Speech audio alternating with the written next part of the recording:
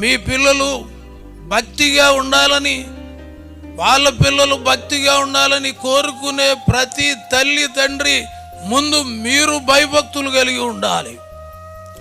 మీరు భయభక్తులు కలిగి ఉంటే మీరు చేసేటటువంటి ఆ భక్తి ఫలితము వెనకాల తరం వారి మీదకు అది వెళుతుంది. ఒకవేళ ఆదాములాగా అవ్వమ్మలాగా పాపం చేస్తే ఆ పాపం కూడా ఎన్ని తరాలంట?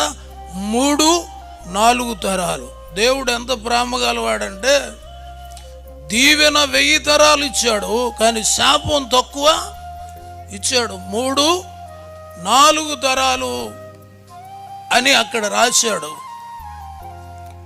యేసు ప్రభు కూడా ఒక దగ్గర చెప్తాడు, తండ్రి ఏది చేయడం కుమారుడు చూస్తాడో కుమారుడు కూడా దాన్నే చేస్తాడు. అంటే ఒక మంచైనా చెడైనా పిల్లలకి ఎక్కడి నుంచి వస్తుందంటే తల్లిదండ్రుల దగ్గర నుంచే